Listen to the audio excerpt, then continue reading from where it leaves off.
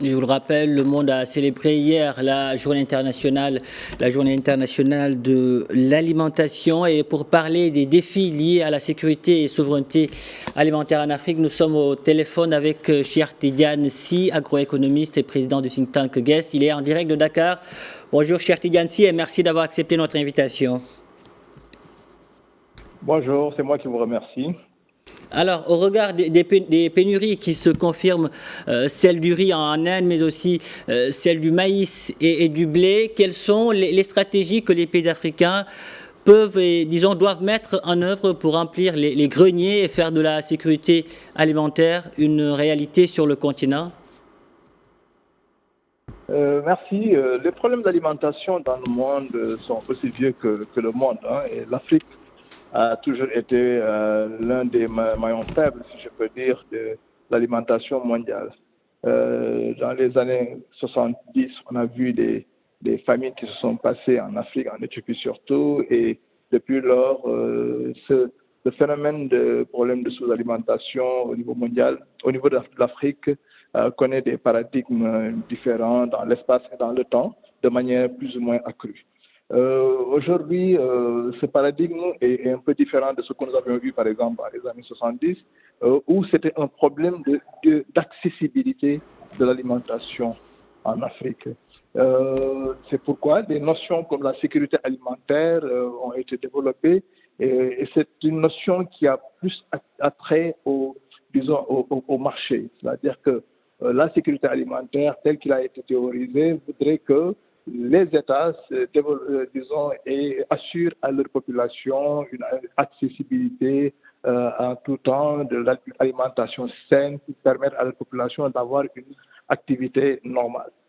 Mais de plus en plus aujourd'hui, on sommes confrontés à un problème de disponibilité avec disons, des contraintes récentes que nous avons eues. D'abord, excusez-moi, la Covid qui a fermé les frontières et donc coupé les marchés.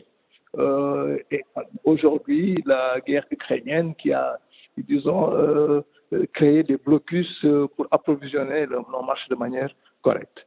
Et nous avons de même, avec la pénurie que nous avons au niveau mondial de l'alimentation, des pays comme l'Inde qui ont fait des restrictions sur les exportations de riz, qui constituent une base de l'alimentation africaine, une base importante de l'alimentation africaine. Donc, c'est pourquoi la notion de souveraineté alimentaire est de plus en plus mise en avant, contrairement à la notion de sécurité alimentaire.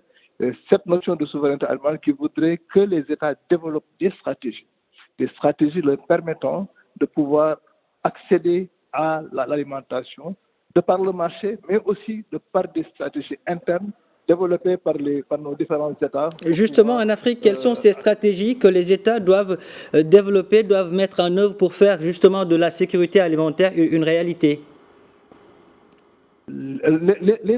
Aujourd'hui, si vous regardez bien, il y a des stratégies conjoncturelles et il y a des stratégies structurelles.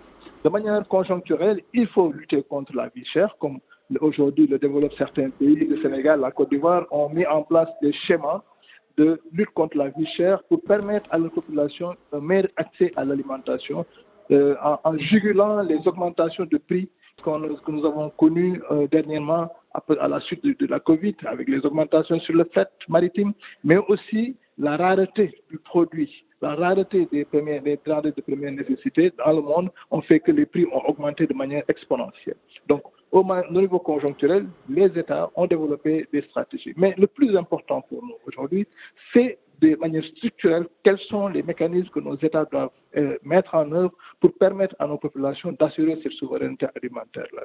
En termes d'augmentation de la productivité, en termes d'augmentation de la production globalement, en termes d'accès de nos populations aux intrants de bonne qualité, en termes d'infrastructures, de zones d'irrigation, d'infrastructures hydrauliques pour permettre à nos populations d'augmenter les superficies. Justement, Cheikh Tidiane Sy, dans ce contexte, comment cultiver, disons, de manière saine et durable, quelles sont les réformes à mener sur le plan agricole pour permettre nos agriculteurs dans des conditions optimales de production? Je n'ai pas bien entendu votre question, monsieur. Dans ces conditions, dans ce contexte, aujourd'hui, quelles sont disons, les stratégies à mettre en place pour pouvoir mettre nos agriculteurs dans des conditions optimales de production? Aujourd'hui, la plupart des pays ont développé des notions de chaîne de valeur.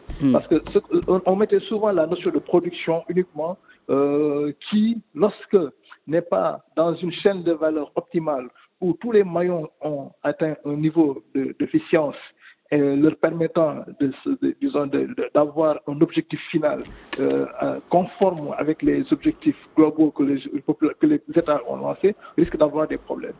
Donc les chaînes de valeur intègrent aussi bien les approvisionnements en intrants, la production, la commercialisation, le stockage et bien entendu le consommateur final qui peut avoir le produit à un prix accessible. Donc aujourd'hui, il est important que nos États, sur la base de ces notions de chaîne de valeur, puissent développer ces stratégies afin de pouvoir arriver à alimenter nos populations de manière optimale. Cheikh Tidiane Sy, merci. Merci pour toutes ces précisions. Je rappelle que vous êtes agroéconomiste et président du think tank GES. Merci.